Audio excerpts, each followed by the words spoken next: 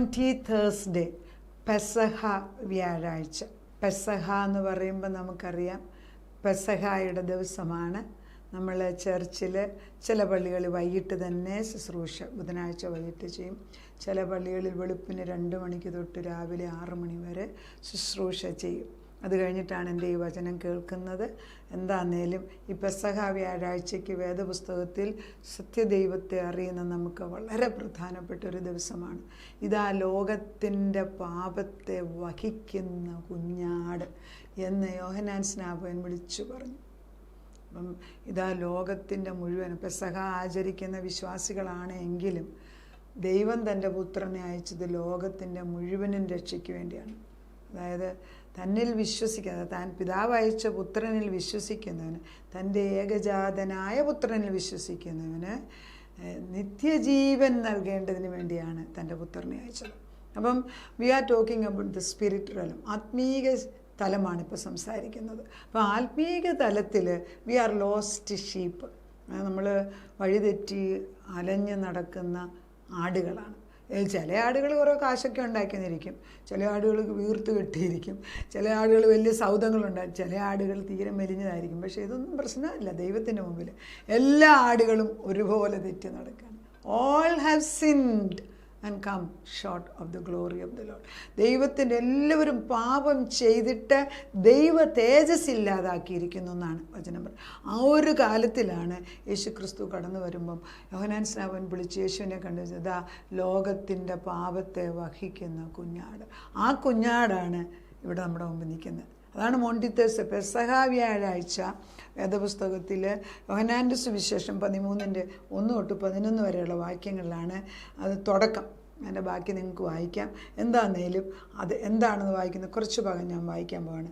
പെസഹ പെരുന്നാളിന് മുൻപ് അന്ന് യഹൂദന്മാരുടെ ഇടയ്ക്ക് പെസഹ ആചരിക്കുക. അതായത് എന്തിനാണ്? In memory of their liberation from ഫറോൻ്റെ അടിമത്വത്തിൽ നിന്നും മോശയെ കൊണ്ട് ദൈവം കുഞ്ഞാടിനെ അർപ്പിച്ച്, ഓരോ കുടുംബത്തിനും ഓരോ കുഞ്ഞാടിനെ അർപ്പിച്ച് അതിൻ്റെ രക്തം കട്ടിലപ്പടിയിലും ഉമ്മരപ്പടിയിലും തേച്ച് വെച്ച് കഴിഞ്ഞപ്പോൾ രക്തത്തിൻ്റെ ചിഹ്നമിട്ട വീടുകളിൽ സംഹാരദൂതൻ കടന്നു വരാതെ അവരെല്ലാം ജീവനോടെ രക്ഷിച്ച് മിസ്രൈമിൽ നിന്നും ഇസ്രായേലിലേക്ക് കൊണ്ടുവരാൻ ഓരോ കുടുംബത്തിനും ഓരോ ആടിനെ ഉപയോഗിച്ചു.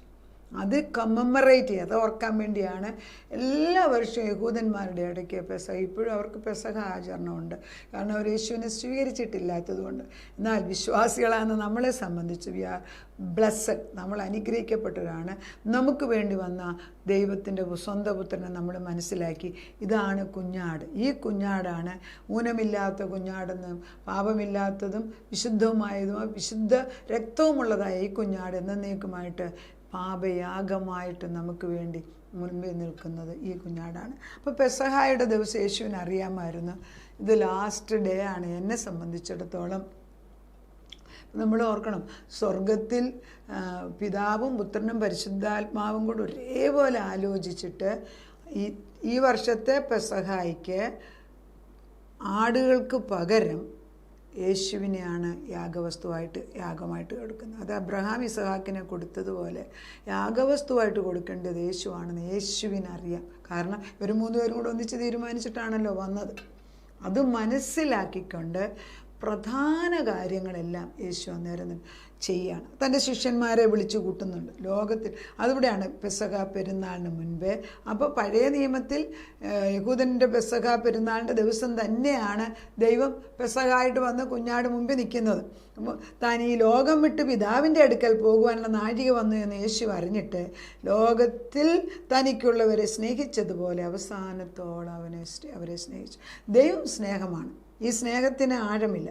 ആ സ്നേഹത്തിൽ നമ്മളെല്ലാം ഉൾക്കൊണ്ടിരിക്കുകയാണ്. അപ്പോൾ നമ്മളെ രക്ഷിക്കാനാണ് യേശു വന്നതെന്നും മനുഷ്യരൂപം എടുത്ത് വന്നിരിക്കുന്ന യേശുവിന് വ്യക്തമായിട്ടറിയാം എൻ്റെ ലാസ്റ്റ് ഡേ ആണ്. അതെന്താണ് ചെയ്യുന്നത്? അപ്പോൾ അവരെല്ലാവരും വിളിച്ച് അത്താഴം ഒരുക്കണം. അത്താഴം ഒരുക്കുന്നവർക്ക് ആവശ്യമാണ് ആടിനെ ഒരു റോസ്റ്റ് ചെയ്ത് കഴിക്കുമല്ലോ. അങ്ങനെയാണല്ലോ മിസ്രൈമിൽ നിന്ന് ആടിനെ ചുട്ട് കഴിച്ചിട്ടെന്ന് പറഞ്ഞു. അതിനെല്ലാം കഴിച്ചിട്ടാണ് അവർ ആദ്യമേ മിസ്രൈമിൽ നിന്ന് ഇസ്രായേലിലേക്കുള്ള യാത്ര തുടങ്ങിയത്. അത്താഴമായപ്പോൾ പിശാച് ശിമോൻ, അത് പോട്ടെ. അപ്പം യേശുക്രിസ്തു എന്താ ചെയ്തത്? യേശുക്രിസ്തു താൻ ദൈവത്തിൻ്റെ അടുക്കൽ നിന്ന് വന്നു ദൈവത്തിൻ്റെ അടുക്കൽ പോകുന്നു എന്ന് യേശു അറിഞ്ഞിരിക്കെ, വ്യക്തമായിട്ട് യേശുവിനറിയാം എൻ്റെ സമയം തീർന്നു, പിതാവിൻ്റെ അടുക്കൽ തിരിച്ചു പോകാൻ അറിഞ്ഞിട്ട് പ്രധാന കാര്യങ്ങൾ ചെയ്യുമ്പം യേശു അറിഞ്ഞിരിക്കെ അത്താഴത്തിൽ നിന്ന്, അപ്പോൾ ഒരു പെസഹായുടെ ഭക്ഷണം സെർവ് ചെയ്തു, അത്താഴത്തിൽ നിന്ന് എഴുന്നേറ്റ് വസ്ത്രം ഊരി വെച്ച് ഒരു തുവർത്തെടുത്ത് അരയിൽ ചുറ്റി ഒരു പാത്രത്തിൽ വെള്ളം പകർന്ന് ശിഷ്യന്മാരുടെ കാല് കഴുകുവാനും അരയിൽ ചുറ്റിയിരുന്ന തുണി കൊണ്ട് തുവർത്തുവാനും തുടങ്ങി. ശുദ്ധീകരണമാണ്. ശുദ്ധീകരണം കൂടാതെ ഒരുവനും ദൈവത്തെ കാണത്തില്ല. ശുദ്ധീകരണം അത്യാവശ്യമാണ്. നമ്മൾ എന്തൊക്കെ 50 ദിവസവും ഉപവാസം എടുത്താലും പാപം എന്താണെന്നറിയാൻ വയ്യാത്ത മനുഷ്യർ. നമ്മൾ എത്രയോ പ്രാധാന്യം ഭക്ഷണത്തിന് കൊടുക്കുന്നു, എത്രയോ പ്രാധാന്യം നമ്മുടെ അഹങ്കാരത്തിന്, ദൈവത്തിൻ്റെ മുമ്പിലുള്ള അവിശ്വസ്തതയ്ക്ക്, മറ്റുള്ളവരോട് ക്ഷമിക്കാതിരിക്കുന്ന സ്വഭാവങ്ങൾ, ഇതിനൊക്കെ നമ്മൾ ക്ഷമ ചോദിക്കുന്നുണ്ട്. നമ്മൾ ഭക്ഷണം മാത്രം കഴിക്കാതിരിക്കുന്നത് ബേസിക് ആദ്യത്തെ പടിയാണ്. അതായത് ബാലപാഠം ശിശുക്കൾ ചെയ്യുന്ന, അത് കഴിഞ്ഞിട്ട് എന്തെല്ലാം കാര്യം നമ്മളെ തന്നെ. കഴിഞ്ഞ ദിവസം ഞാൻ പറഞ്ഞില്ലേ, ഒരു 7 കാര്യങ്ങൾ മരണകരമായ പാപങ്ങളെക്കുറിച്ച് കേട്ടപ്പം ആദ്യം പറഞ്ഞത് ഗർവം, അഹങ്കാരം അല്ലെങ്കിൽ പ്രൈഡ്. അത് കേട്ടപ്പോഴേ നമുക്ക് മനസ്സിലായി ഇത് നമ്മളിലൊക്കെ ഒളിഞ്ഞിരിപ്പുണ്ട്. അഹങ്കാരത്തിൻ്റെ ഏറ്റവും വലിയ പ്രതിവിധി വിനയമാണ്. എത്ര പേർക്ക് യഥാർത്ഥത്തിൽ ദൈവം നമ്മളോട് വിരൽ ചൂണ്ടി നീ ഈ പാപം ചെയ്തിരിക്കുന്നു പറഞ്ഞ് നമ്മൾ ദൈവത്തോട് പോലും മറുത്ത് നിൽക്കുന്ന ക്യാരക്ടറുണ്ട്. ഒന്നാമത് ബോധമില്ല, ദൈവമാണ് പറയുന്നത് മനസ്സിലാകുന്നില്ല. അപ്പം ദൈവത്തെ അറിയുക എന്നുള്ളത് ആവശ്യമാണ്. യേശുക്രിസ്തു എന്താ ചെയ്യുന്നത്? ശിഷ്യന്മാരുടെ കാല് കഴുകുന്നു. ബിക്കോസ് കഴുകൽ ഇവിടെ ആവശ്യമാണ്. ആരാൽ? യേശുവിനാൽ. അതുകൊണ്ടാണ് താൻ ഭക്ഷണം എല്ലാം കഴിച്ചു കഴിഞ്ഞു. നമ്മൾ ആരെങ്കിലും ഭക്ഷണം കഴിക്കുന്ന ഏറ്റവും അതിലും വലുതായ ഒരു ജോലി എവിടെ ചെയ്യുന്നത്? കഴുകൽ തുടങ്ങി. യേശു നിങ്ങളെ എന്നെയും കഴുകുന്നുണ്ടോ? അനുവദിക്കണം, കഴുകാൻ അനുവദിക്കുക. യേശു കഴുകാൻ വന്നപ്പം പത്രോസിൻ്റെ അടുക്ക വന്നപ്പോൾ പത്രോസ് എപ്പോഴും എടുത്തിയാട്ടക്കാരനാണല്ലോ. പത്രോസ് പറഞ്ഞു അയ്യോ എന്നെ കഴുകരുത് എന്ന് പറഞ്ഞു. പത്രോസ് പറഞ്ഞു എൻ്റെ കാൽ കഴുകുന്നു എന്ന് പറഞ്ഞു. കർത്താവേ നീ യേശുവൻ ഞാൻ ചെയ്യുന്ന നീ ഇപ്പോൾ അറിയുന്നില്ല, പിന്നെ അറിയുമെന്ന് ഉത്തരം പറഞ്ഞു. നീ ഒരു നാൾ എൻ്റെ കാല് കഴുകയില്ല എന്ന് പത്രോസ് പറഞ്ഞു. അതിന് യേശു ഞാൻ നിന്നെ കഴുകാഞ്ഞാൽ നിനക്ക് എന്നോടുകൂടെ പങ്കില്ല എന്ന് പറഞ്ഞു. അതാണ് ദൈവപുത്രനായ യേശു എന്നെ നിങ്ങളെയും കഴുകാതെ ഒരു രക്ഷയുടെ പാത തുറന്നു തരുന്നത് കഴുകലാകുന്ന ആരുടെ കൈകൊണ്ട്? യേശുവിനാൽ കഴുകപ്പെടാതെ ആർക്കും രക്ഷ കിട്ടുന്നില്ല. യേശു കഴുകണം. അതുകൊണ്ടാണ് പത്രോസ് വിളിച്ച് ചില കാര്യങ്ങളൊക്കെ വിളിച്ചു പറഞ്ഞതിനൊക്കെ ചില സത്യങ്ങൾ നമ്മൾ മനസ്സിലായി. ഒരാണെങ്കിൽ അദ്ദേഹം പല കാര്യങ്ങൾ വിളിച്ചു ചോദിച്ചുകൊണ്ട് നമ്മുടെ പല സംശയങ്ങളും ഉത്തരം കിട്ടിയിട്ടുണ്ട്. യേശു പറയുന്നുണ്ട് ഞാൻ നിന്നെ കഴുകാഞ്ഞാൽ നിനക്ക് എന്നോടുകൂടെ പങ്കില്ല.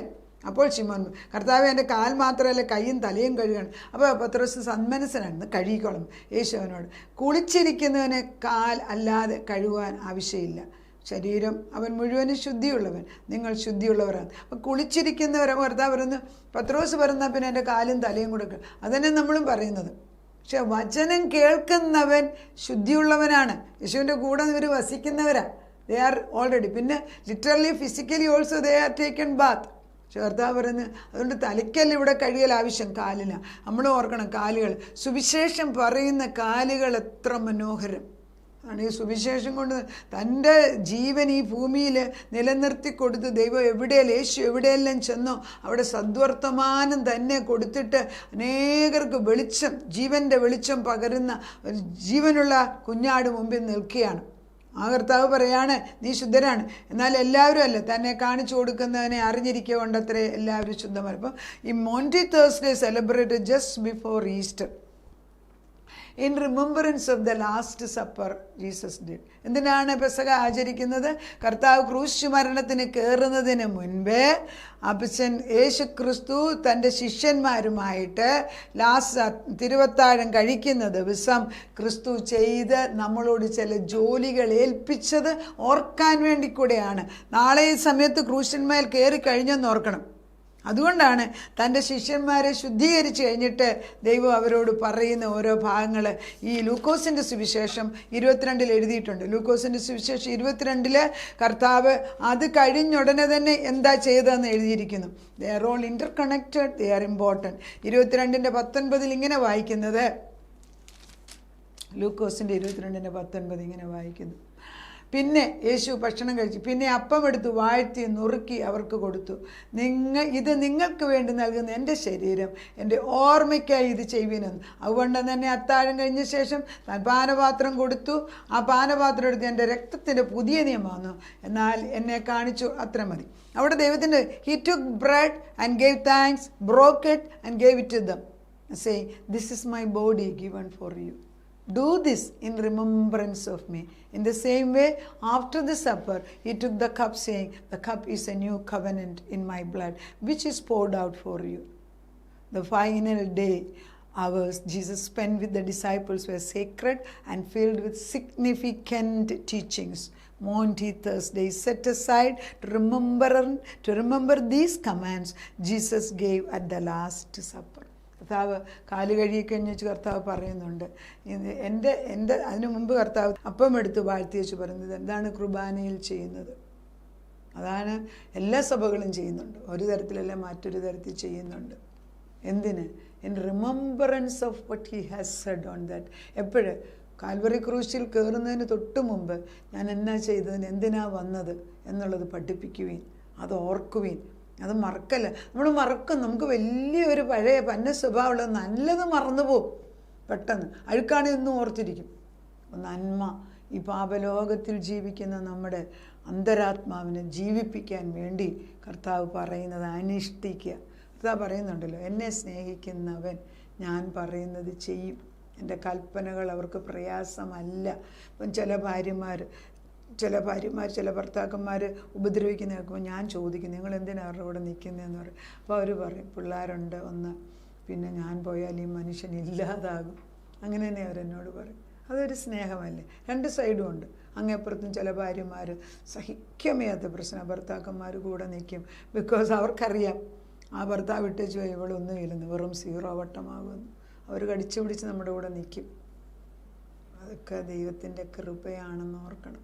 ഒന്നും ചെറുതായിട്ട് എടുക്കാതെ ഈ പെസഹായിക്ക് തന്നെത്താനെ യേശു തന്നെത്താനെ നമുക്ക് വേണ്ടി പിതാവിൻ്റെ ഹിതപ്രകാരം അനുസരിച്ച് തൻ്റെ രക്തം നമുക്ക് വേണ്ടി തരാനും തൻ്റെ ശരീരം തനിക്ക് വേണ്ടി ചിന്താനും വന്നവനെ ഓർത്തുകൊണ്ട് നമുക്ക് ഈ അടുത്ത ദിവസമാകുന്ന കാൽവറി ക്രൂശിലേക്കുള്ള യാത്ര എത്രയോ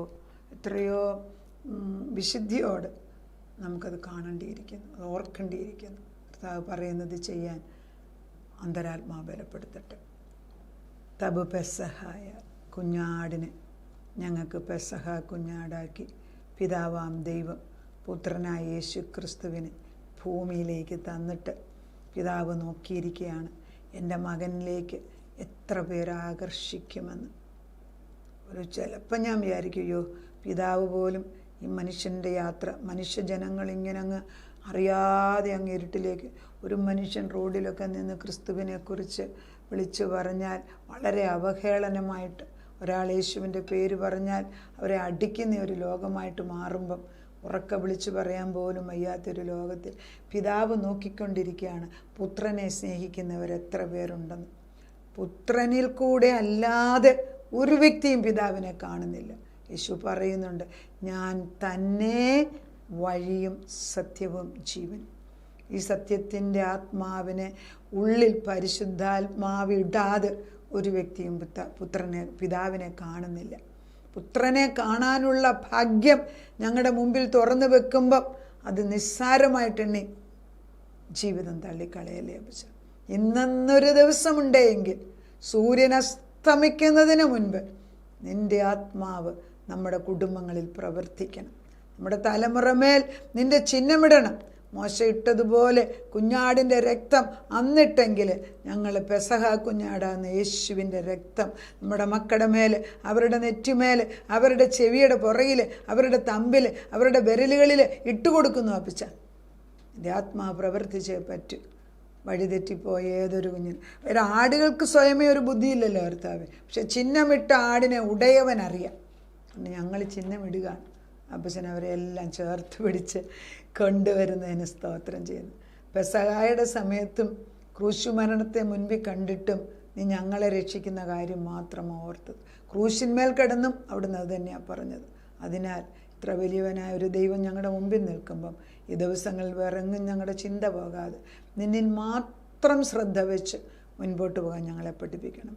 സ്വർഗമണ്ഡലത്തിലിരുന്ന് അവിടുന്ന് പിതാവ് കണ്ടതുപോലെ ഇതെല്ലാം കണ്ട് ഞങ്ങൾക്ക് വേണ്ടിയാണ് പുത്രനെ അയച്ചതെന്ന് മനസ്സിലാക്കി പിതാവിനെ സ്നേഹിക്കാൻ കൂടെ ഞങ്ങളെ പഠിപ്പിച്ചാൽ.